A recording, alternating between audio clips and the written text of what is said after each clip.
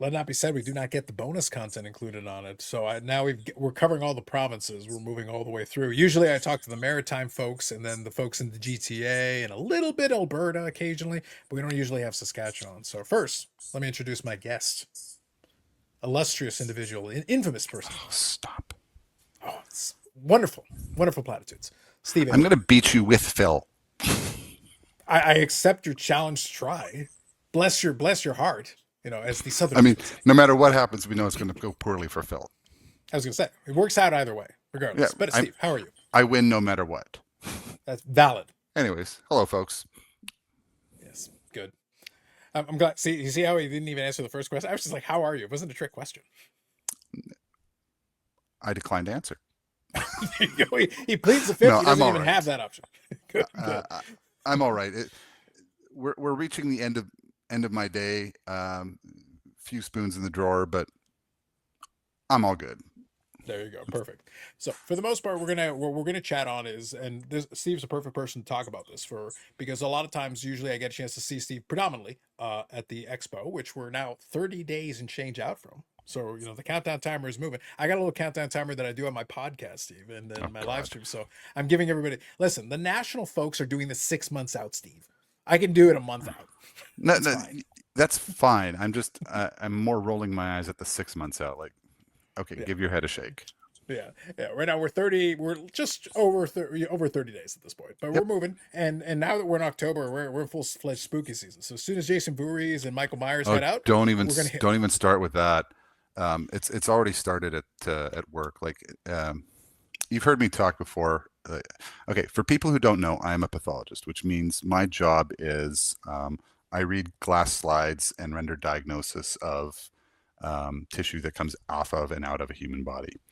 Mhm. Um, and one of the things we say commonly around the lab is nothing reads the book. Nothing is ever very straightforward. And it seems to be especially the case this October. Already everything is just off the goddamn rails. So, anyway. It could be worse. Right now, Eric actually went to school near Salem, so he's complaining endlessly. This is the time of the year where he gets it. But I explained to Eric this. Like, well, the problem is your witch. I don't know what to tell you. Like, it is what it is, No, amongst the other things. problem it's not even that. Don't give him that much power or dignity. Eric is not a witch. Eric is a wannabe familiar. Wow. Wow. He's he's not even Guillermo. He'd like to be Guillermo. See, this is where I want to refer some people. If any of you have ever seen Mystery Science Theater 3000, go check out the episode Manos, the Hands of Fate. I'm thinking Torgo. I'm thinking Torgo. I can imagine Eric. Envision Excellent it with me. pull. Excellent pull. Envision it with me. Eric walking into the expo and it's like the haunting Torgo theme playing as he Yeah, walks yeah, in. yeah, yeah. No, I'm picking up what you're putting down. Just But y'all again, Google it, you're kids. you're giving Google it, him more kids. power and more dignity than he's ever earned. He's had a lot of concussions. He's not gonna remember anyway. Look, Google it, kids. Google it, kids. Trust me. Trust me. Yeah. This is good stuff here. Anyway, Eric's had a all lot right. of concussions, more or less than Eric Lindros. That's the benchmark. He's way over at this point. Oh He God. goes out on a bike and crashes it every 5 minutes. It's unbelievable. It's actually incredible. That would be a I'm YouTube channel surprised to he can get millions identify of a views. bike at this point. Uh, I'm not completely convinced he does all the time. There's probably a guy named Larry. He's like, I'm not a bicycle. Leave me alone. I just picture his wife strapping him to the bike and duct taping his hands to the handlebars. It's quite a scene. It is quite the scene. Regardless. So we're not going to talk about Expo yet. I will speak of the Expo more when the That's time fair. comes. The reason I want to have Steve on is because he, being in Saskatchewan, is very well situated to be able to talk about the Saskatchewan card show. Now, let me explain quickly to the audience why this is relevant.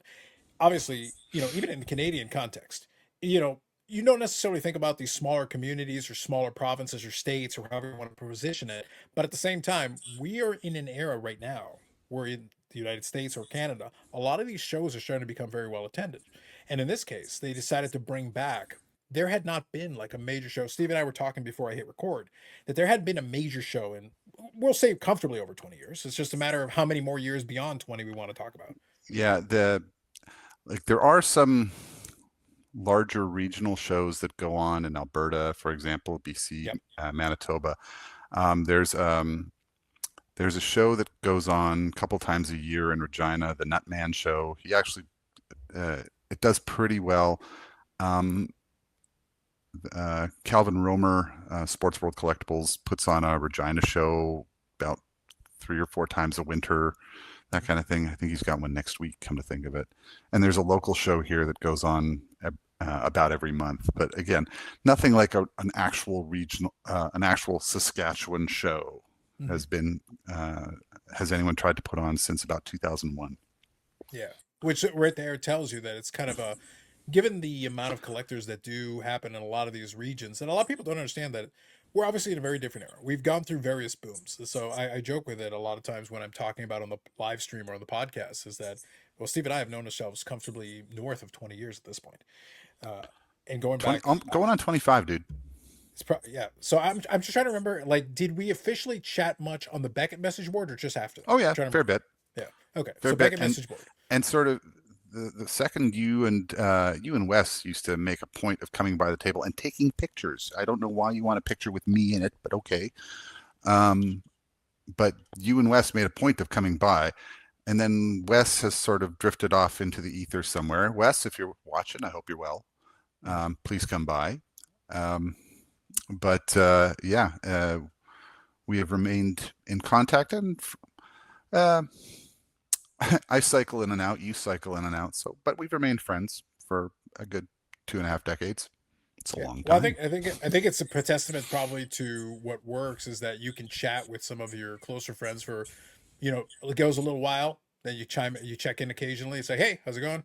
And then you reconnect, and it's all good. You can make fun of Phil, you can make fun of Eric, and it's all good. Everybody wins. Pretty much.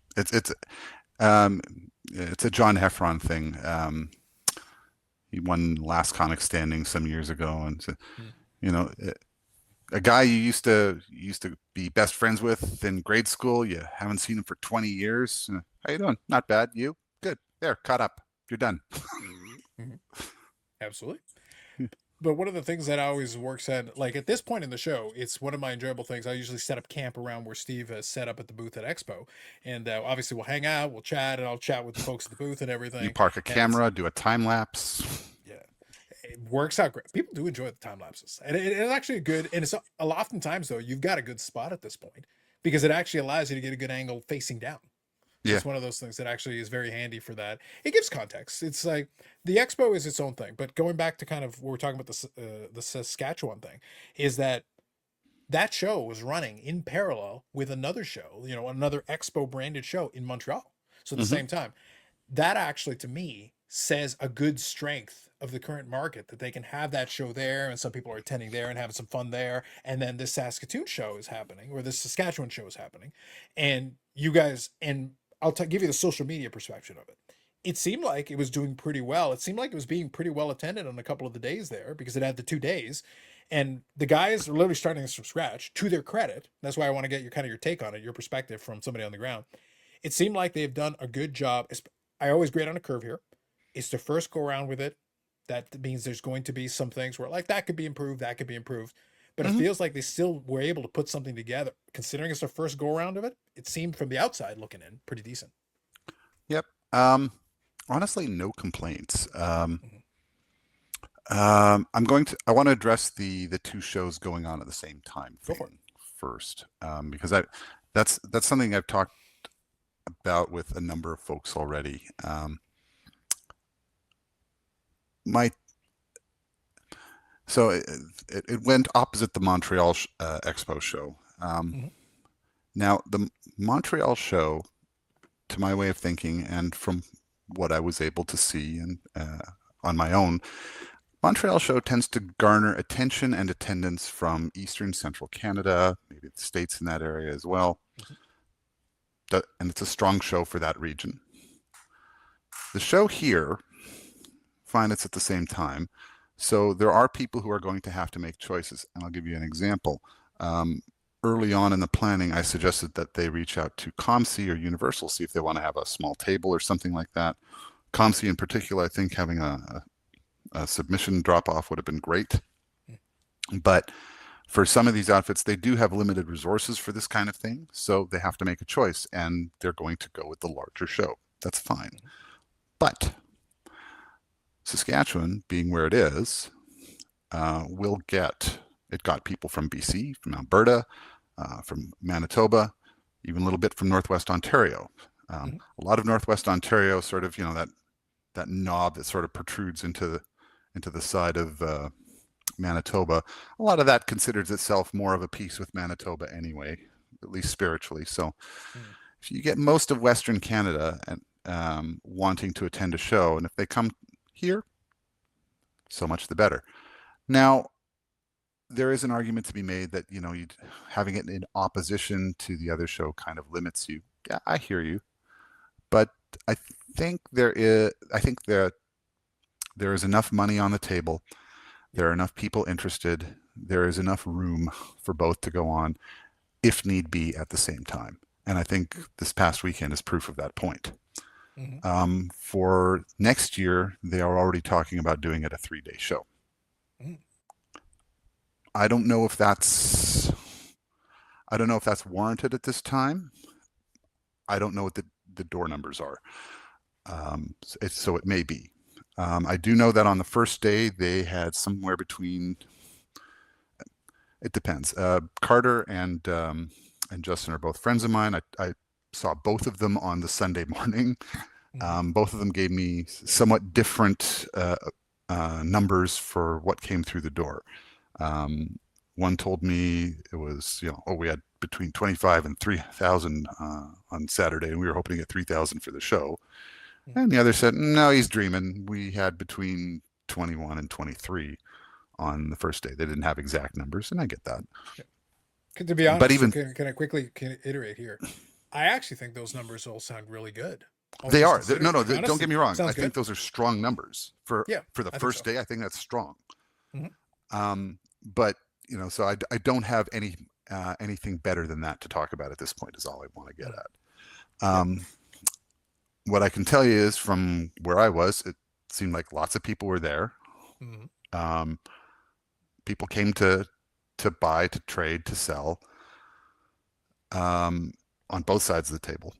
Mhm. Um, I think the diversity of interest that they went with was a strength because there were people there looking for video games. There were people there looking for Pokemon. There were people there looking for Magic the Gathering or toys, or there was even a little bit of comic book stuff. There was CFL, there was hockey, there was football, there was baseball, there was basketball.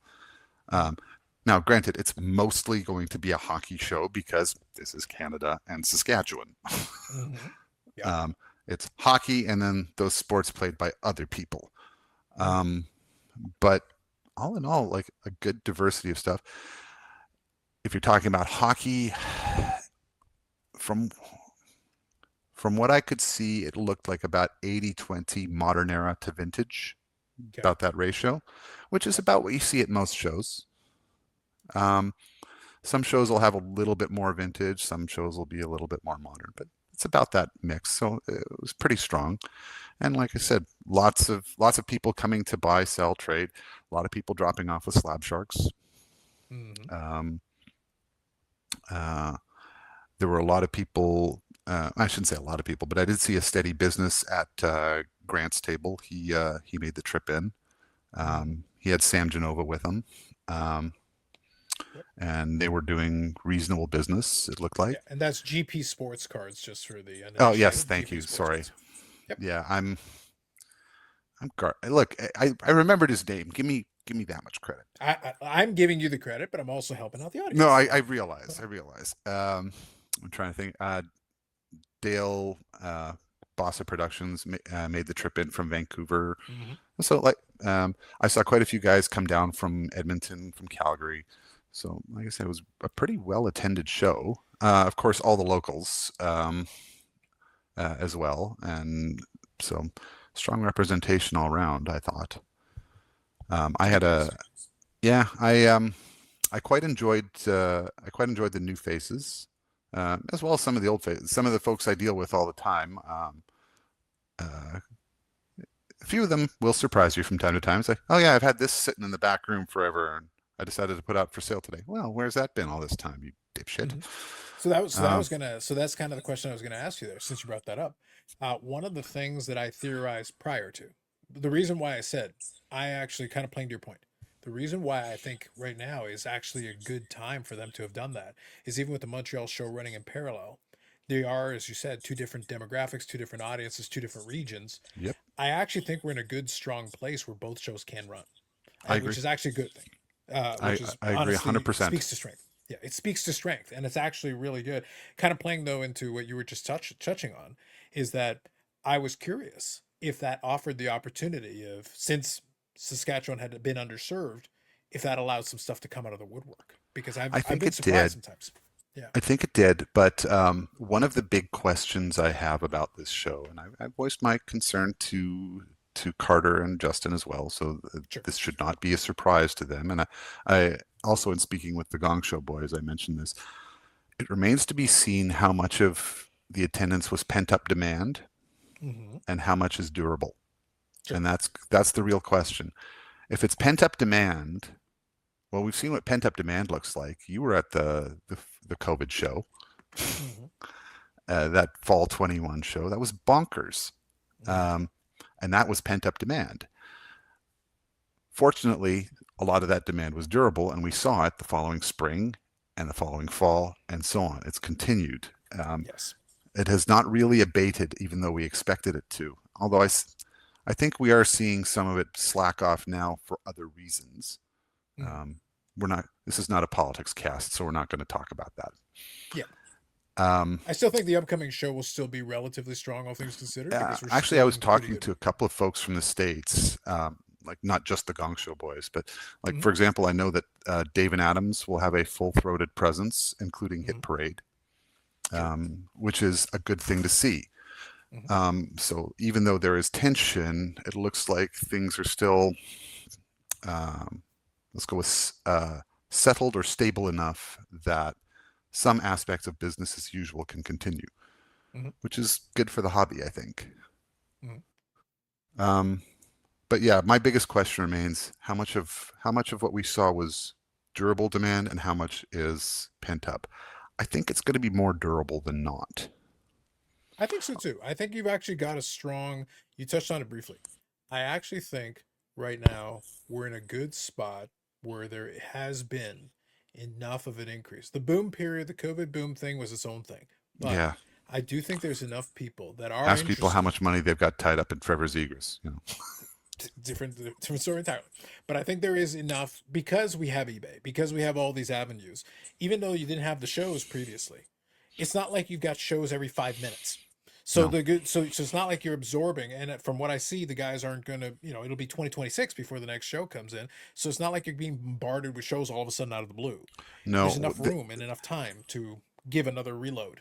I actually think also the fact that there are sort of the little local shows and the smaller regional shows, I think that part of what a show this size needs is it needs the culture around it. Mm-hmm. See, one of the reasons the Toronto Expo works, I mean, a lot of what you're counting on is the the Toronto area to provide customers, Yeah. and it does because there is a culture of collecting there. There is a culture of collecting here as well. It's it's coming a lot. There are a lot of people who are already in the current era, and there are some Mm-hmm. people who need to understand what the current era is as well. Sure. But all in all, I think this is part and parcel of that growth and that maturation of the collecting culture here. You okay? We've had the small, we've got the monthly shows, and now we've got the slightly larger, every 2 months or 3 times a year shows, and we got that twice a year show, and now we've got a big regional provincial show. Mm-hmm. That's the next step in the evolution. So I think it will do well in the long term, but I don't know that. Mm-hmm. Well, I think it'll be an experiment. It'll be on the guys to Yep. kind of like take. There's enough time now to do the lessons learned thing because that's Yep. going to be, I think, the key for them. That's why I gave the caveat off the top. The reason why I say this is an interesting one. If this had been the 15th iteration of this, I probably wouldn't spend much time talking about it because it's just a show that runs whatever. It's run 15 No, times. but there aren't But a lot of new shows starting up. exactly. But that's what I'm getting at. Because this is the first go round, and these guys are trying it, and they're trying it in a region that doesn't get shows of this size very often. It Yes. is an interesting case study to see their first go around and see how it played out with the social media side, with all these other aspects. Again, I was able to see it from a distance. I was on Instagram and people were Tell me sharing about that videos and some. clips. Yeah. Like So I was, go I ahead. don't follow a lot of people on Instagram Yeah. like like you're one of the folks I do follow, but Yeah. and the Gong Show Boys and a few others, but Yeah. I don't have a good sense of that, and I'm kind of interested to hear what that looked like from where you sit. Yeah. I think the Saskatchewan guys, through their Instagram, did a good job.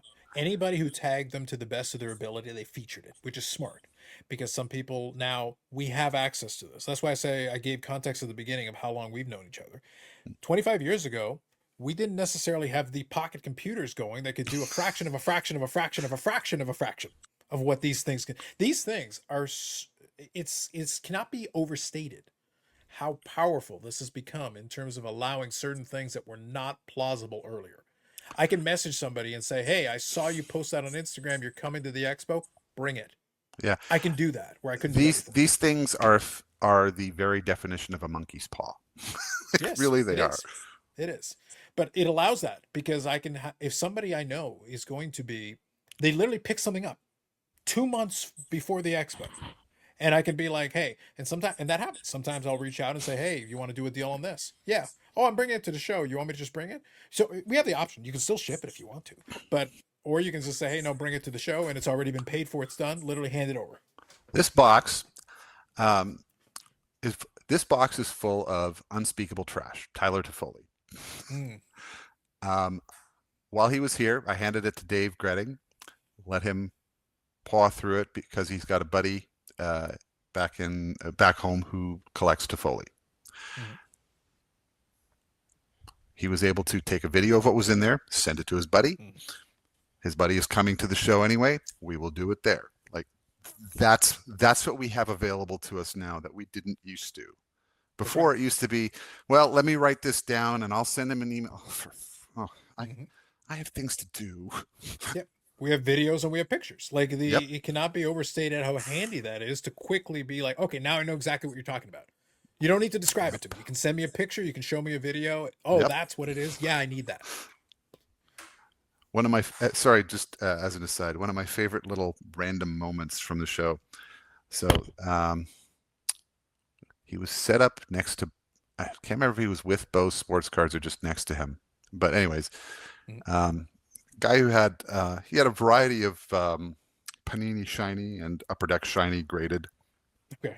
He had one select gold. He had a Landeskog, Mhm. graded 9. I ended up buying it from him. But before I had bought it from him, I was talking to another dealer across the way, and I was trying to describe it to him. And I said, "Hold on a moment." And I went over to the other guy and I said, "Can I borrow this from you for a minute?" So he just took it out of the case, handed it to me. I walked back over. These. I'm looking for these.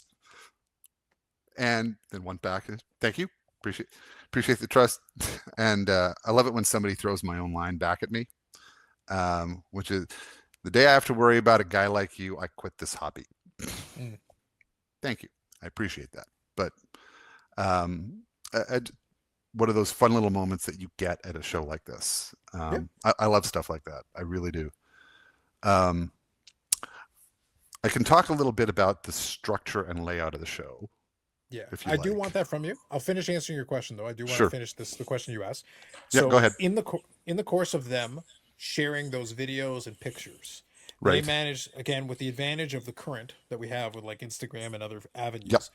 I was able to get walkthroughs. I was able to get people Yes. showcasing, looking down the aisle. So I'm able Yep. to get these visual. Again, I'm all the way over here. I can't. I'm not there. So, but I'm able to see at least brief snippets of Yep. activity and kind of what it looks like from certain people's vantage points. I'm able to Yep. see, oh, I bought these from so and so, or hey, I was able to do this deal with this, and you're able to get a. Some people just do a little walkthrough and showcases. Little things like that allow us to get at least a little bit of a sense from the outside to be able to look at it. So I will say I think the guys did a good job to the best of their ability showcasing it, especially where somebody tagged them, because that's about the best promotion you can get. The proof is in the pudding. Show me. Yes. I mean, um, yeah, the ability to loop in more and more people and to let Mhm. other people do effectively do the promotion with you and for you Hmm. Massive force multiplier. Massive. Hmm. So that was kind of the impression I got from here.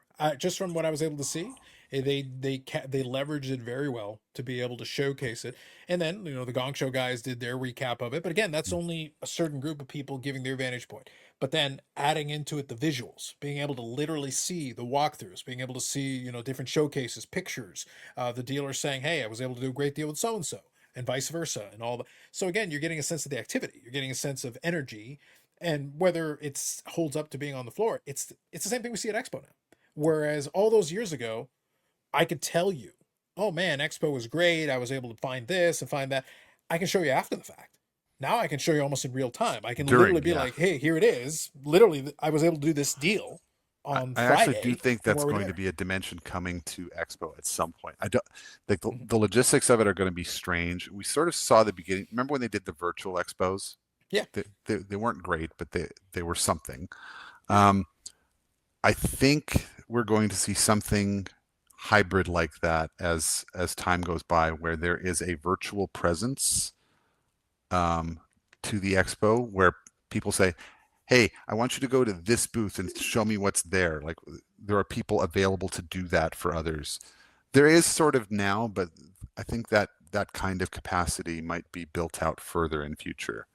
Mm-hmm. Um, I don't know what that would look like, but I don't know. It's an idea I've had kicking around for a little while. Sure, sounds good. So let me ask you. So I'll follow up now on what you were mentioning. So I want two things. So let's start Mm-hmm. off with the layout, kind of your perception of it, how you felt about it. That's the first question. And then Okay. the second question is a more kind of your basically your vantage point on it. We always kind of talk about when I do recaps of Expo and such. Mm-hmm. I talk about kind of, for lack of a better explanation, the vibe. Mm-hmm. How it feels. Interacting with people. The people you're hanging out with. Like one of the things that I talk about when I do the Expo recaps, is I talk about, yes, I go to the show. Yes, I'm hanging out. Like I'm hanging out at your booth. I'm doing all these things. I'm interacting with different people. But one of my favorite things is after it's done, and we go sit down and we're having dinner, and we're BSing over dinner. We're breaking bread. We're eating. We're having some drinks. We're chatting. That's the best time for me personally. Because that's where you really get to sit down with these different folks. But I don't want to sit with 500 people. I want to sit down with a table of people and we chat Sit amongst down with ourselves. 5 people that I picked. Yes. I want, But that to me is one of the best parts. yeah. That's part of the vibe to me. Now, this is a brand new show. Obviously, they just got that going. They just started. But I'm just curious if you perceived anything where like some people walked, grouped off and kind of hung out in these little areas, if you saw some of that along Um, the way as well. I can't I can't address that very well Sure. for two reasons.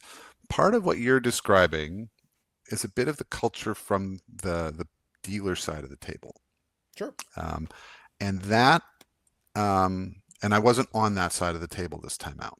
Sure. Um, that's one reason. The other reason being that I fucked off well before close both days because Yeah. I don't have to be there all day. I As mean, someone walking the floor, that is a luxury you have. Yes. yeah, yeah. I mean, like you've seen. You've seen at Expo. Like, uh, sometimes even by the end of Thursday, just I'm ready to burn everything to the ground. And I I'm not the usually, yeah. only dealer who feels that way. The worst drinking game ever would be you guys complaining about being tired of the expo. Oh, very much so. You would have alcohol poisoning in about 10 minutes. Yes, probably. Yeah. Hmm. Yeah, yeah. I mean, it's horrifying, Yeah. but it was a wonderful privilege to be able to exercise leaving. Hmm. Um, but with that said, so the layout of the place, I need to give you an accurate impression of size. As far as size goes, if you hollowed out Jack Astor's, Okay. um, like I realize this reference doesn't work for anybody who hasn't been to it, but if you hollowed out the Jack Astor's, that's about the size of the room, give or take. Hmm. Um, so they got a fair number of vendors in there, all things considered. Hmm. Layout was pretty good. Aisles were nice and wide, especially around the edges. Yeah. They seem Couple to of have the big, nice dividers as well. They had the yeah, little black dividers and such as well. yep. Yeah. They had a seating area over by the food. Great. They had another larger seating area where they were holding the pokey tournament, which is Hmm. also good. Yep. But basically, an area where if you wanted to do a deal and you're not a dealer and you want to do a deal with somebody who's another showgoer, you can leave the poor dealer their space and go do Mm-hmm. that somewhere else. Um, so, like, let me be clear here. I don't object to people doing deals. If you're going to do a deal at a dealer's table, please ask. Mm-hmm. Sure. And if it's going to take a long time, please just the seating area is just over there. Please just take it over there and show that guy or girl a little bit of respect for the time and money they've paid to be there. That's it. Sure. So Mm-hmm. rant over. Actually, that was mild. Um, but lots of space, a good amount of space. A few people weren't using their space very well. Okay. um, there's a couple people um, who elected to have like one booth, and then to Mm-hmm. maximize their table space, they have their table set up like this, where all down here is cards, and they're sitting back here. The aisle is out here, and so there's like 5 people clustered in there, and they've got the best stuff back here. Well, we have a traffic jam, Mm-hmm. and me without my broadsword. Yeah. The Um, infamous you designed. Not the yeah, biggest fan like of that one. it. There were a few booths that did that, and it did not serve them as well as they thought it might. Mm-hmm. So to those folks, I would say spring for the extra booth and Mm-hmm. opt for a different layout. Um, but all in all, like I said, plenty of room to walk around, move around, a good mix of dealers. Mm-hmm. I found, for the most part, if I approached people the same way that I would like people to approach me at Mm-hmm. Expo, uh, worked out reasonably well. Like, I think there was only one guy I didn't do a deal with, and that's more on me than on him. And Okay. it wasn't even an animosity thing. It was I had a price. He didn't want to come to my price. I didn't want to come up to his. Part of it was early on this on the Saturday, so Mm-hmm. I get that he wanted to that up. That's fair, and I just forgot to go back on the Sunday and talk to him. So that's on me. That's not on Mm-hmm. him. Mm-hmm. I think he was actually being as reasonable as he could be, Mm-hmm. or at least he felt he was being as reasonable as he could be. I don't know, but in any event, I like it was as much in good faith as it. That was my impression of it, but that's on me, not on him. I don't want Sure. to. I don't want to throw a guy under the bus unnecessarily. That's fair. And kind of, I won't share the images because they're yours to kind of showcase, and you're going to see them on the Instagram. I'll leave a link in the description for you folks if you Uh, want to check it out. for what it's worth, I'm currently like the stuff I'm posting for the next little bit will be stuff from the show. Exactly. That's what I'm saying. Yeah, I want to leave it yeah. kind of to that. And so I'll leave a link in the descriptions of the Instagram if you folks want to check it out. You'll see a little bit. But from what Thanks, you I shared appreciate with that. me, yeah, what you shared with me, I felt like you found a good variety of different. Like I singled out one specific item that I was a big fan of because I was a big fan of the product. But overall, like you found a good amount of quality, some quantity, a little bit of a mix of different things. How was your impression of the stuff? Obviously, you found stuff, but how was your impression of the material in the room? How did you feel about it? Um, Not dissimilar to the impression one gets at Expo, and I actually heard this from a number of people. It's like Mm-hmm. a lot of people. I found several people saying the same thing. Wow, I never realized how much every table looks very similar. I get that. Um, Mm-hmm. there are people who choose to specialize into different areas. Like I've already mentioned, for example, the one gentleman who had he had a variety of Allure and Prism and OPG Platinum and that sort of stuff all graded. That works Mm-hmm. for him. That's good. Right. There's another guy who had a variety of late 90s to early to mid aughts stuff, including some first year cup stuff and what have you. Nice. Like people are finding their own ways to differentiate, and the hobby has the same problem as the media landscape. It's very fractured. Mm-hmm. So if you're going to stand out, whatever it is you do needs to be yours. Doesn't have to be, you don't have to have the biggest and shiniest everything. You don't have to have the grandest anything, but you do have to have something of a voice, Mm-hmm. as it were. And some people are doing a better job of that than others, and that's okay. Um, I think the vintage dealers, especially, actually, were doing a really nice job.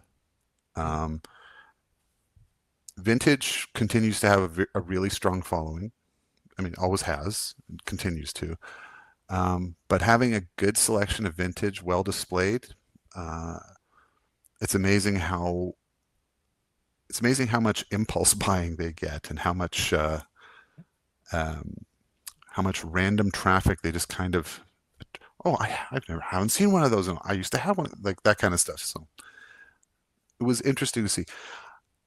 I can't comment so well on, for example, the Pokemon or MTG because I'm just not well versed Mhm. in those Sure. Can I ask you a arenas. question about that though? Though Hit something me. you can't answer. How did you feel? So one of the big questions that a lot of people ask in a lot of shows is, there are shows. So I'll give you an example. One of the ones that does a lot of shows now in this area is CSC. They're doing a lot of different shows that Yep. they're running semi regularly, but a lot of those shows have become very Pokemon heavy.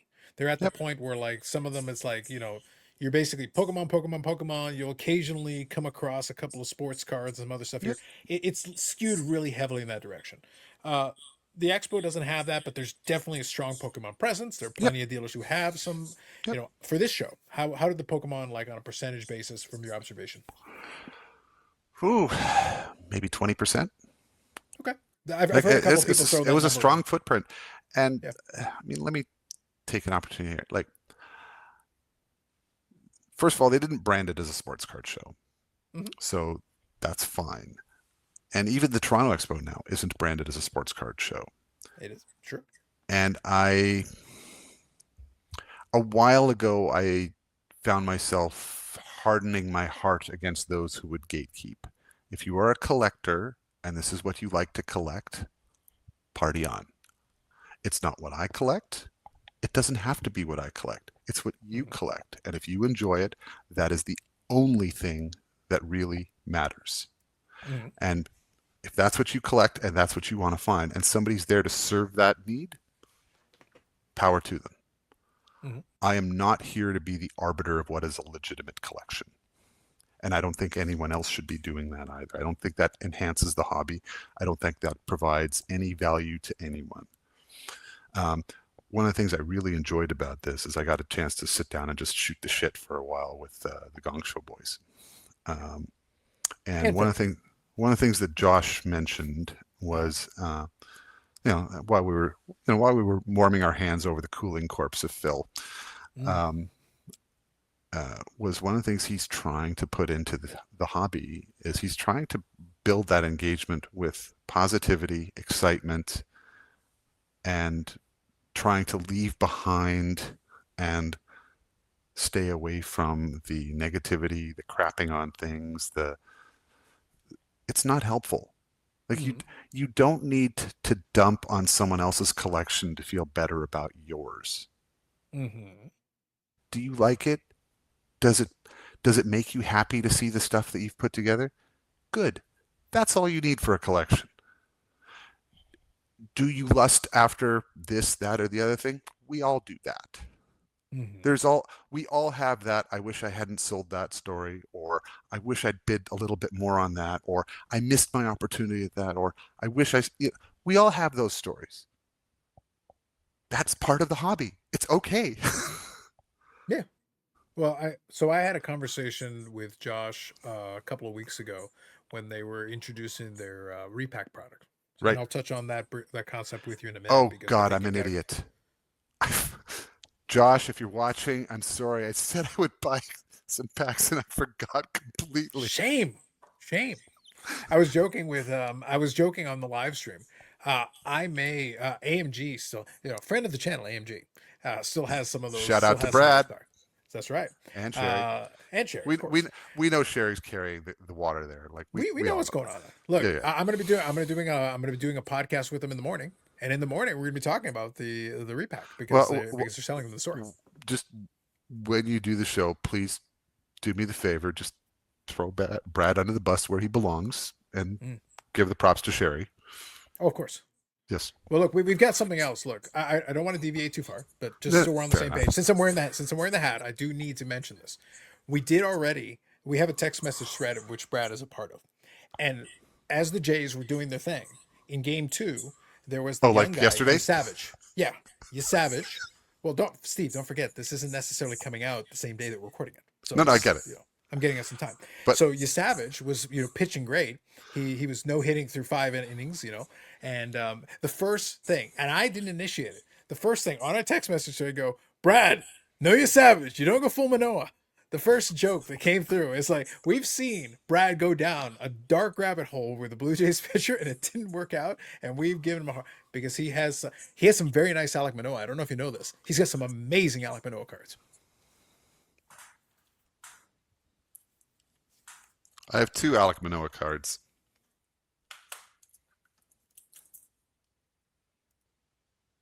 There you go. There. I think he might have one of those too. I know he's definitely got some Bowman Chrome. Yeah, there you go. But Steve, And I have and a rules of the live. if anybody has a good recipe for smoothie, I'm looking. Oh, Brad's gonna need it too. Yeah. Part of the reason we have fun with him about that is because he's got some very nice high end Manoas as part of the thing. But to the point that as part of my YouTube channel, my live stream, we've got our rules of the hobby. We've got our almost kind of our 10 commandments, so to speak. Okay. One of the commandments is never go full Manoa, and it's in honor of someone. It's in honor of someone specific. It is a tribute to this person. Never go full Manoa. Very nice. We also say, don't go, you Savage. Settle down. Step away from your Savage. Back away. I get it. I get it. We have a cautionary tale already on this one. So just since you brought it up, I just thought that reminded me, and I need to take a moment. That's all good. To come back. I mean, look, again, we all have made those mistakes. It's happened. And even someone who has been in the hobby a long time, has plenty of experience, is a great collector, has put together a great collect. It happens. Mm-hmm. It happens. It's perfectly fine. Yeah. No, it is par for the course. Yes. But kind of to your point, though, that's been kind of a reoccurring theme that I've thrown out there a lot of times. Look, as much fun as I have with a lot of stuff that I do, and I will mock things. It's literally a thing that I do. If Isn't that someone your wants brand? to, it's also one of my rules. It's literally a thing that I do. But the thing is that if someone wants to collect a thing, including Pokemon or anything else, here's also a fundamental truth underlying everything else. I don't care.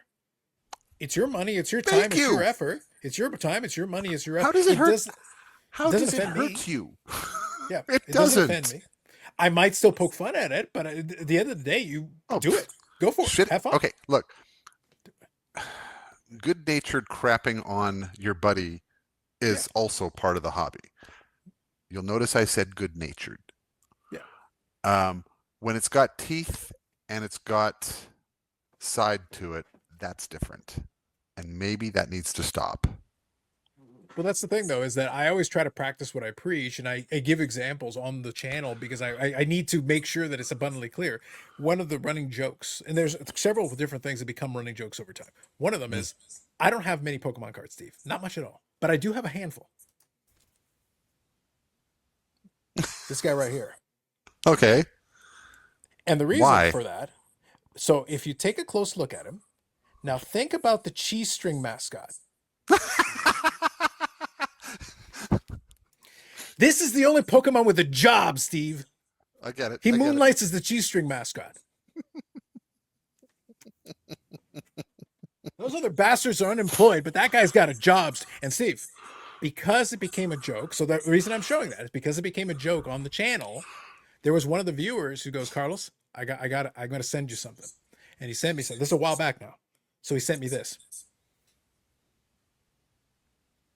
Wally Weightlifter. This is the OG, the rookie card of our boy.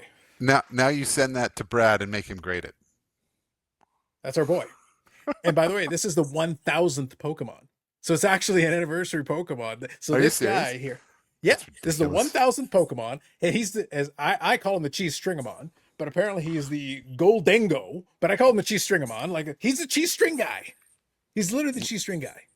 No, it's bonkers. That's absolutely ridiculous. Yeah. Somebody actually made a meme and put the. Somebody else figured this out that I've coined him the cheese string him on, but somebody else actually made the meme and put him side by side. I go, see, he's got a day job. Excellent. Whoever did that, no notes. The point though is that you can have fun with this stuff. Have fun. I pointed this out. I observed this, and then I picked this, and I got this dirt cheap. This is a PSA 10, but I paid like $20 for it, like graded already. And Oh, then there's somebody sent me this because they saw that. I didn't know this existed. I didn't know there was a Wally weightlifter card for cheese string. what, sort of backtracking to the good-natured ribbing. One of my favorite ways to kill time at Expo when we're waiting for people to wander in, like during those dead periods that invariably come up, is trying to get murdered by Art and Josh, who are Oilers fans. And Yes. thankfully, the Oilers really rose to the occasion and provided me with an endless supply of things to rib them about. Of course. So it really does delight me trying to get murdered by those two. Mhm. Just I've So chirped the shit out of them, and they have yet to actually murder me. I kind of wonder what it's going to take. mm, well, I know I that think Josh won't be collectively, able to this time out. yeah. Josh isn't coming. Josh succumbed to something that men our age invariably succumb to, which is thinking they're still 30. Mm. So he was at a company softball game and blew out an Achilles tendon, and in the process of falling, dislocated a shoulder. So This is where footage you would did a have been amazing. fine job injuring yourself, Josh. I was gonna say this is where footage would have been amazing. But Oh, part of the absolutely. reason, No, that's if I had footage of that, that shit plays on loop. oh yeah, absolutely. Part of the reason I showed that is kind of to your point. I will be the last person that will judge someone for collecting Pokemon.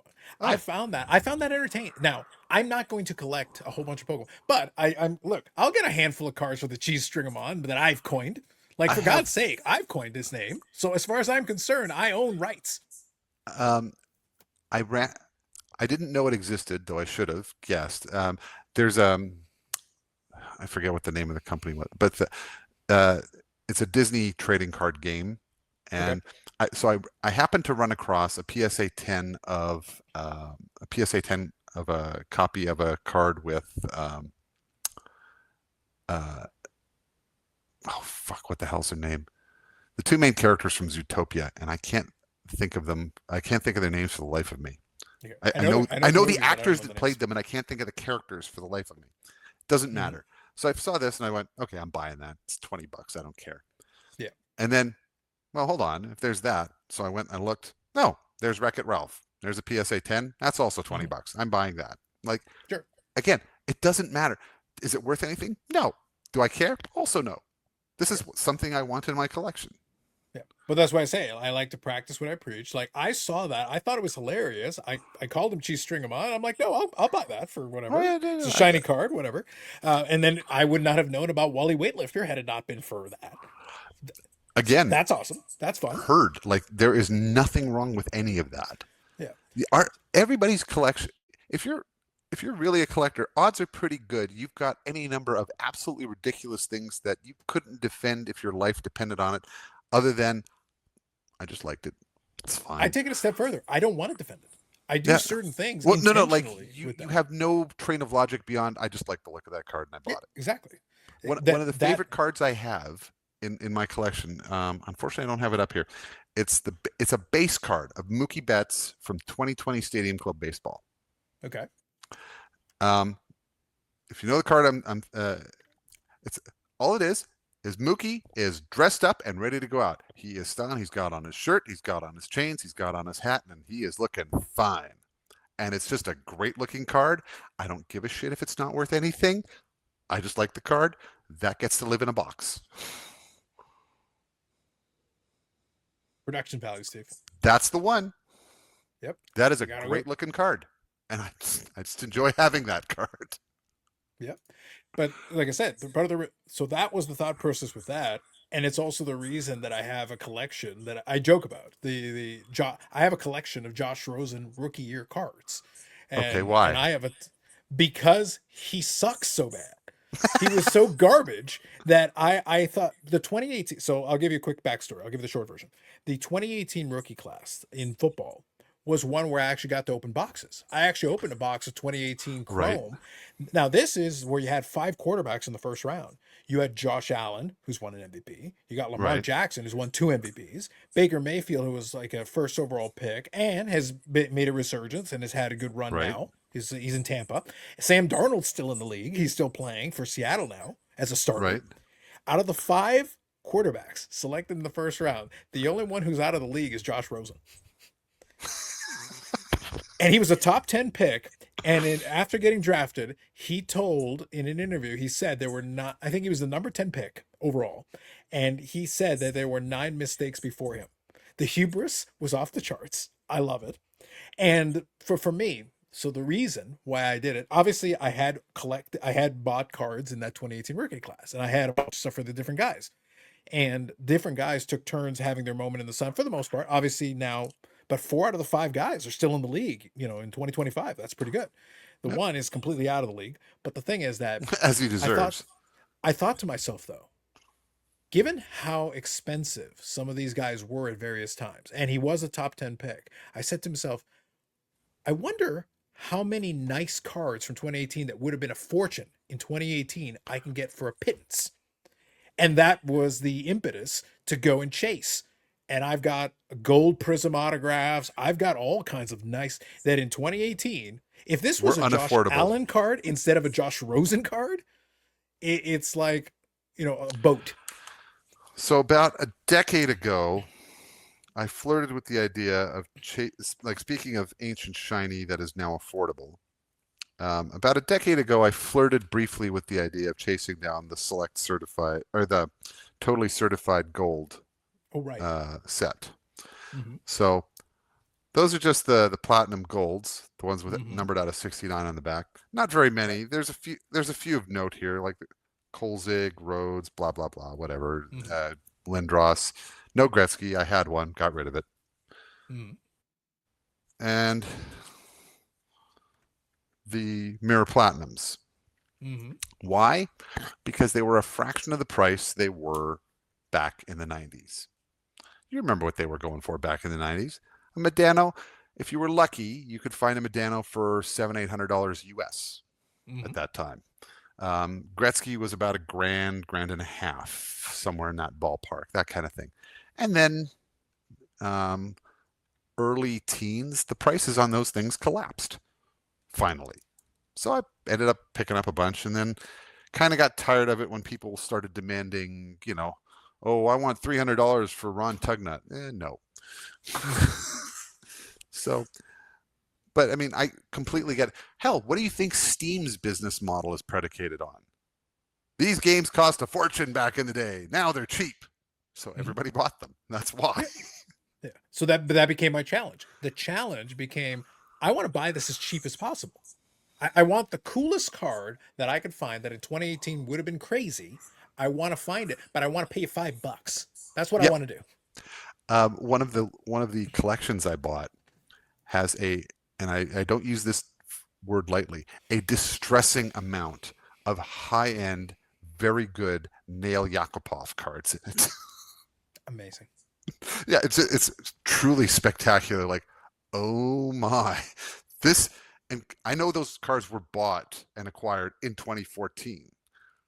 So this is a truly troubling amount of money that is Mhm. now essentially spilled milk. Like there is no recovering anything of material value out of this.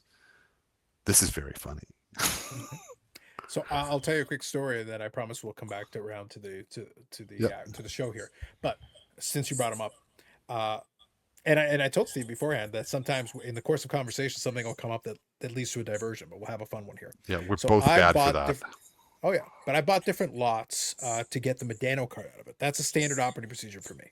I'll go looking, and occasionally, and sometimes, and what's been good for me sometimes is I'll look at and I'll find like a lot where it's a nice Medano card, but the cost of the lot I would have happily paid that just for the Medano. And if that's the case, well then it's pretty much a quick buy for me. I'll be like, yeah, sure, no problem. Yeah, I would have just Yes. paid that just for the one card. You want to throw in those other cards? Fine, I'll find something to do with them. Whatever. So Yep. send me the whole lot. So one of those lots contained a couple of different cards. I sold the other cards off. None of them were very expensive. All were very inexpensive for the most part. But Right. one of the cards that was in there was a Nail Yakupov. And it was one of those be a player like pack redemption things. And I think it was for, I want to say he played for like an OHL team or something. There was like a minor league team he played for. I think I know the one you're talking about now. Yeah. But there was one of those super box things. It was like a super box 1 of 1, whatever, something like Okay. Yeah. that. Yeah. Yeah. Yeah. Yes. So it was in there. And I was sitting there like, I have no use for this, obviously. Like for me, it was literally a toss in with the Medano card. The Medano card was worth the price of the lot to me. So this Right. was a free card to me. My proudest hobby accomplishment was I sold that card for $20. And somebody gave me $20 for that thing. And I was like, I am a hobby god. I am a Some goat. somebody wants. There is somebody for just about everything. Yes. The the real challenge in this hobby and the real skill in this hobby is remembering who that person is. Because odds are pretty good you've met that person. You just have to figure out who it is. Sure. But I So was just proud that I got basically I found no, $20 no, on the floor. no, no. That's a win. Yes, That's fabulous. it is found money at that point. Yeah. So it was like so it worked out great because to me the value was in the one card I was interested in. Everything else was just a toss in to me. It really wasn't a concern of mine, and I got my money back and then some. And I got $20 for a Nail Yakupov, Hmm. unironically. So I was like, you know what? I hope the bidder is happy with their purchase. As long Yep. as they're happy, it's all good. A fine day's work, all good. Win-win for everybody. But that's why I say, like, going back around to what we were talking about, I am never going to criticize anybody for collecting whoever they want to collect or whatever. Nope. I don't care. Like, I genuinely could not possibly care less. I've heard some absolutely like over the years. I've heard some great themes. I remember meeting a guy who only collected Mennonite hockey players. Nice. I think many of us are familiar with Name Cardinal, who Yep. collects Indigenous players. There's we all know goalie collectors, defenseman collectors. Mm-hmm. We all know at least one player collector. Um, Mm-hmm. I'm a reformed player collector. Actually, while we're here, shout out to Ken Mullen, who is somehow still the uh, Marc Andre Fleury super collector. Like Nice. nothing but respect, Ken. Nothing but respect. Just out of curiosity, let me ask you this question. I know we've kind of talked about it a little bit. Sakic was your guy. You were after Oh, the still Sakics for quite a is. long time. Yeah, but in relative terms now, how many Sakics were you at your apex? Oh, I still Do have them. Like have you kept all of them though? Like, or did you move I've some of them kept off? no, no. I have not liquidated my Sakic Okay, so collection. what you already had, you kept. Okay, Yes. So what I have, I kept. okay, So from basically his debut in '88 through yep, uh, he retired in 2009, and I extended my checklist 1 year beyond his retirement. okay, That's where I terminate my checklist driven collecting. sure, yeah, And out of that, I actually always have to look at this, so just bear with me a moment because I don't remember the number off. You think a number this low I would remember, so just mm, bear with me a moment. It is under 20 cards, excluding 1 of 1s. So everything mm-hmm, from that period of time, yep, I need fewer than 20 cards. Now, most of those are cards with print runs of 5 or less. yeah, And some of those are out of very lightly broken products that will probably never see the light of day. mm, Um, Good example. Remember Be a Player portraits? Remember that I pile do, of trash? I do remember it. Yes, Yeah. There are 3 different autograph cards I need from that, the big ones, but mm-hmm, I'll never see them. That's okay. I've made my peace with that. Um, it is what it is. There's a few things like promos and what have you that I'm still chasing. The real the There are 2 real white whales, mm-hmm, if I have any. One of them is the 99 2000 Pacific Center Ice Proof. yep, Um, I have never seen a Sakic. Oliver Lee, who used to work for Pacific, has never seen one either. um, I'm pretty sure. I'm pretty sure there's one out there, but Lord above only knows where it is. Heimdall, if you're listening, use those eyes. Find one for me. Um, the other card is the 2005-06 Upper Deck Victory Black out of 5. Never seen one of those either. Hmm.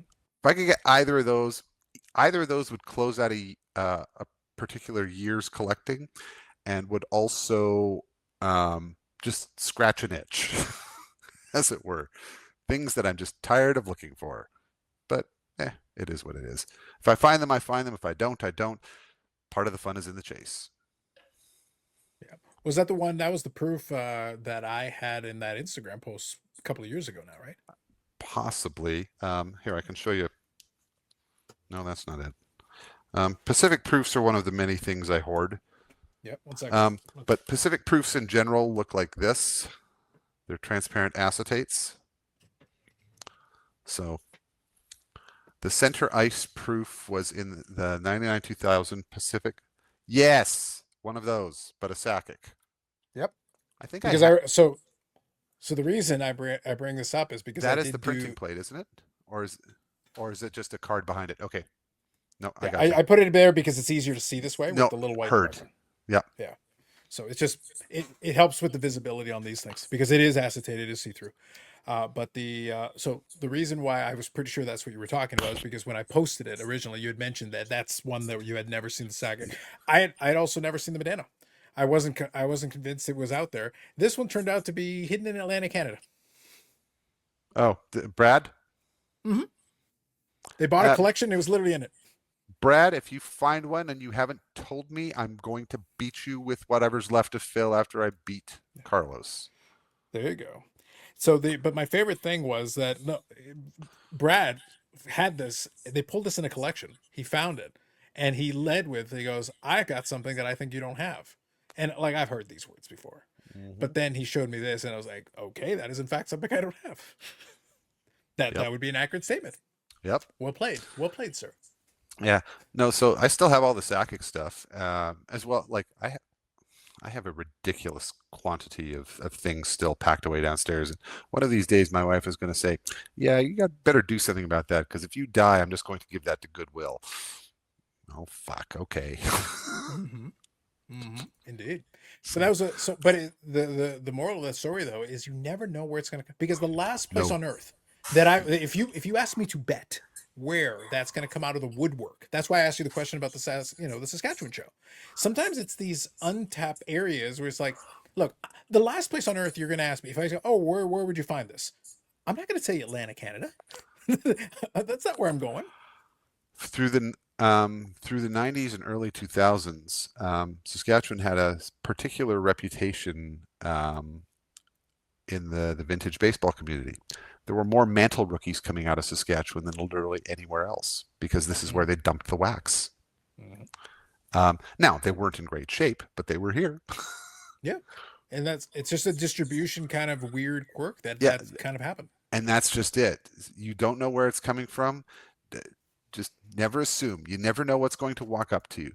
Uh, one of the folks I did a deal with this weekend, nice gentleman.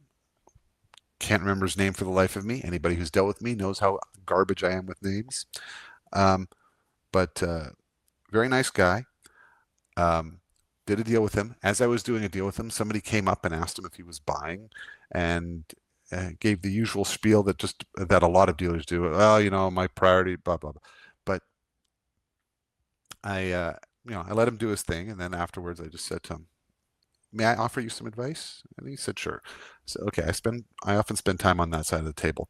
If somebody comes to you and says, "Are you buying or are you trading?" Always at least have a look because you don't know what you're going to find and you don't know what they're going to offer. Mm-hmm.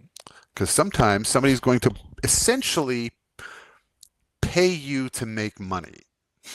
They're going to offer you a ludicrous pile of stuff at a price that you would be a fool to turn down. Or they're going to bring you something that you have been looking for, or something you didn't know you wanted and now cannot live without because there is now a that shaped hole in your life Mm-hmm. that you didn't realize existed until you saw it. That's a Mm-hmm. can't hurt to look, and especially when somebody offers to show you, have a Agreed. look. Agreed. Something interesting is coming your way. Yeah, but I think examples like that though indicate that to your point, you never know. I knew it was on the checklist that card for the longest time since it was released. I knew of its existence, but I couldn't even validate the card itself because I hadn't seen a copy in anybody's possession. So like, I don't. I wouldn't. I know. No, no. I could tell you actually even before that. I could tell you for certain that there was one. mhm, Um, there was a guy here locally in Sask. This is, of course, back in the day. yeah, Back in the day when you could sell registered mail to the states for $6. Um, but back in the day, a guy locally pulled one. I bought it from him, and there was a guy we used to deal with out of Dallas named Mal. Oh God, no, it wasn't Mal Skelton. Mal something. Can't remember it. But that guy had an insatiable appetite for stars cards. He ran a shop. He was getting really good money for stuff at the time. mhm, But we pulled it here. I ended up selling it to Mal, and and I'm sure he sold it to someone else. But I know for a fact that one exists. The one I've never seen is the Sakic. I've seen copies of just about everybody else. mhm, So that remains that one remains a particular thorn in my side because I have seen copies of literally everyone else. mhm.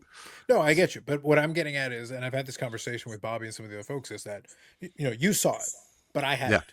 No, no, Like, it's I one of get those that. things where I'm like, they're tough enough that even then, it's the amount of people that have seen one is still a relatively limited number of people. So Yeah. it's like you at that point, you're almost like, even if I can't get my hands on it, please validate it for me. Show me a picture. Like, just Can, confirm it for me. can I make mention of the filthy fish wrap here for a moment? Go ahead. Okay, so for those who don't know what I'm talking about, I'm talking, of course, about Beckett. And even calling it fish wrap is really overvaluing it. It's a terrible magazine at this point. Mhm, But for a period of time, they were actually doing something somewhat valuable, which is they were doing the "Have you seen me" feature. mhm, And if you had it, basically, if you'd seen they would post a list of cards, and if you'd seen them, send them a picture. Or if you had a picture, send them a picture, and they would publish the picture. So at the very least, you could validate that certain things existed. mhm, I think that's something that would it would be great if that could come back. But these days, in most, you know, pick your, pick a website, pick a forum, pick a Facebook group, whatever. If you post something like that, odds are pretty good you'll get a useful answer.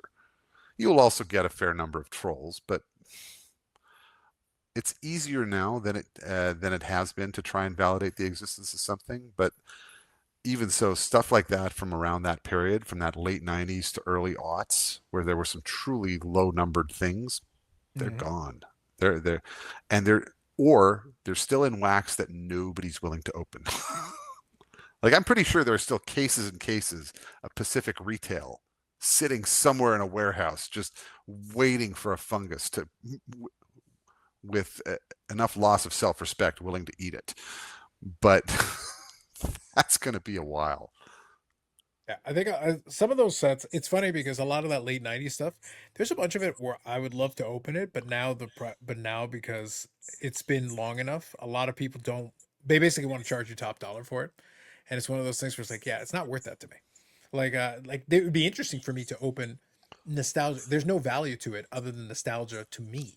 Well, there's the nostalgia, and for some of these things, yeah, it's long odds, but you might hit some of those things, right? Yeah, no, there are, but like If my it's personal cheap favorite. enough, like Yeah, if it's ten exactly. bucks a box, yeah, okay, I'll take a flyer. But Yeah, for sure. for anything more than $10 a box, yeah, you can keep it. Yeah. Well, but basically, like I gave this example a little while ago. One of my favorite sets for the time, because I just happened for whatever reason the aesthetic worked for me. I like the 97, 98 Black Diamond. But there isn't really anything too crazy. Like, you've got the quadruple diamonds, you've got the, vertical and horizontals, the premium cuts, but there's really nothing else. There's the base and all the parallels, and there's premium cuts and all the parallels, and that's it. Yes and no, because in I want to say in both. I can't remember if it's both or if it's just in the horizontal die cuts. There are some very very scarce seeded inserts. Yeah, it's the last couple. Group Yeah, it's yeah, basically they had staggered, insert ratios yeah. depending on. So I all the think the vertical very ones are 1 in 180 packs, and the horizontal ones are the ones where they change it depending on which one it is. Some of them are more common, and a couple are 1 in 2,000 packs. yeah, 1 in 2,000 or 1 in 2,500 packs. Yeah, Like they're on the order of the same. Like it's the same insert ratios for like the actual game dated inserts yeah. from was it 98.9? I think so. Yeah. Yeah, Yeah. yeah. But I'm So saying like outside of that very specific thing, the rest of the checklist is like you could honestly do the mundane. majority of the master checklist relatively straightforward. Like the quads are print run of 50, but everything else is pretty like it's fine. Yeah, It's nothing crazy. and the value isn't there. Yeah, no, I get Correct. it. Yeah. But I would still if the opportunity had presented itself at a reasonable price point, I would still have to open a box for my entertainment because I remember opening the product originally and for me that but there's no autographs, there's no memorabilia, there's nothing else outside of a handful of long odds insert parallels. Heard. Yeah, and that. It's unfortunate because if somebody put that box on a table, they'd be like, "Oh, I want you." That's way more than I want to pay for it. Whatever it Yep. is way more than I want to pay for it. Yep. Heard. Yeah. Yeah. So let me touch on this. Well, because this is something that you've touched on from both sides, and I think it's valid. Also plays into the Saskatoon show. I mentioned already the Gong Show repack. So obviously they've given that a go, did something, and it also is coincided because they work with AMG on it specifically as a buyer for that stuff. You mentioned Hit Parade as well, kind of from Expo as well, from that end of it. But one thing that I would ask you is, from your standpoint, you obviously were able to buy a lot of stuff and have some good luck finding some things, but also when you're set up at Expo, you have some good luck when some of the Hit Parade guys and other people come in to buy stuff for their repacks. Oh yeah. How do you think things are? How do you think things are sitting now? Because the repack guys for these different things are scooping up a lot of this stuff, but it's certain stuff they're looking for. So how does that Yeah. play into kind of how these shows are going? Um. Okay. At a show like Saskatoon, you're not going to find a lot of the repack guys Yeah, hunting necessarily. You're yeah, going to find more people like me. That said, when the repack guys go hunting, they often do come to people like me. mm-hmm, Um, they are now a critical part of the ecosystem. I actually don't think I can overstate that. Um, People like Hit Parade go to Expo and they put an awful lot of money into that room. And even if, and as a seller, even if you're not making a lot per card, like even if you're making a couple or $3 or a couple or $5 per card, fine. You're also liberating capital mm-hmm, and you're moving product and you're moving inventory and you're turning things over. And that gives you the opportunity to put other things out. mm-hmm, And all of that is worthwhile. To say nothing of the fact that it gets stuff back into the world. And these guys are putting together good products that other people want to buy. I mean, we're kind of all skirting around the issue, including Upper Deck for that matter. Like the major producer hockey rights, we're all skirting around the same issue, which is nobody wants the base cards anymore. mm-hmm. Which kind of makes me wonder what's next. Unfortunately, when Upper Deck does something which is just a hit per pack, clear cut for example, or Splendor is another one. Mm-hmm. When they do a product like that, which is literally one card, the stakes are awful high on that one card, and if it's lacking, ugh, that's a serious kick in the nuts. Well, that's kind But of what's allowed the repacks, I think, to do with it. When I talked to Josh specifically about they this, can be and very picky about what they put in. it is, yeah. But I think one of the reasons why the repack has even gotten as much traction as it has is because speaking of Upper Deck, is that all those products that are feast or famine, the hit product that you just talked about. The problem is if it works and you hit something good, great. If you don't, if you're in the bottom end of it, you didn't just lose, you got demolished. Well, It's the gap is so wide between like the ceiling and the floor that I was that's what's made those other things more attractive. one of the dealers I bought from. Basically, he invited me behind the table, gave me a chair, and said, "Here's a box, rummage." Okay, I'll do that. So as I was going through, there was like almost an entire row in a shoebox Mm. full of clear cut singles, like the Okay. recent clear cut. It's like, oh my God, somebody got absolutely destroyed here because this is trash. And I asked him, like, who? I did. I got the product in. Nobody wanted it. So I opened it. I got the Celebrini card. I turned that over immediately. I forget what he told me. Like it was a solid piece of money, but it was maybe half of what the case was worth, Mm-hmm. retail. And that's pretty good money for that card, to be fair. Mm-hmm. But yeah, he will not see the rest of his money back out of that. And he hit well. Mm-hmm. I mean, I remember back in the Crosby year, um, I opened, I ended up opening about 9 boxes of SP Authentic, Mm-hmm. and ended up hitting a Crosby Future Watch auto patch, which I wish I still had, because it had the penguin's eye on it. Mm. Um, but leaving that aside, um, and I got good money for that, but I didn't open a full case. Great, but there were, for what that stuff cost and for how much they were charging us at that time, like those cases were expensive. Mm-hmm. Like even for SP Authentic, those were expensive cases. And even when you hit well, even when you hit a serious top tier chase card, Mm-hmm. getting your money back is hard. And so that delta between, or that gap between I've done really well and I see value in the case versus I've done really well and I'm not seeing value, that's closing, and they can't afford to do that. Upper Deck's gonna Upper Deck and Panini and all these guys saw what happened in the pandemic. They saw how the price of wax went through the roof, and I think they feel they're leaving money on the table if they don't charge every last dollar possible for their wax. Tops is a great example of this. Mm-hmm. I know a number of dealers who refuse to bring in Tops products anymore. Like even prior to the Fanatics era, Mm-hmm. they just, I can't, like, for what they're charging. I can't. I can't make money on this and get you product at a good price. So I'm just not going to bother. Mm-hmm. And maybe they all need to take a hard look at themselves and say, maybe we don't need to get every last dollar possible out of every product all the time. Maybe we can leave some money on the table for other. And then don't even get me started on things like e-pack. Like I hear Upper Deck's argument. It gives them an opportunity to extend product to people who don't have a local hobby store. I get that. But hey, maybe you shouldn't undercut those hobby stores by offering it at the price that they can't reach. Mm-hmm. Well, like I said, we're not going to go down that rabbit hole, but No, I'll no, say no. Like this is a one of 5 hour conversation by itself. yeah, one of my great joys is always, and I poke fun because I know some folks at Upper Deck and they're friends, Yep. and but I always Hey, like Billy. poking fun. Yeah, exactly. I always like poking fun, because at the end of the day, every single time on EPAC, somebody pulls the one of one or one of the big things. Everybody sits there going, "What did I buy the physical boxes for?" Because it's not there. Nope. I open this box and I have no chance because it's already been pre-allocated. It's already sitting in the other, the other bin over there, Absolutely. I hear you. and it hurts, and it hurts, and I can't blame somebody for feeling bad about that because it's not a good feeling. Uh, Nope. yeah. I always give Billy a hard time because when AEW released its Metal Universe and did its Metal Universe for the first time, I opened 5 packs of EPAC and pulled a gold PMG inside of the first 5 packs. You have, like, how do I put this?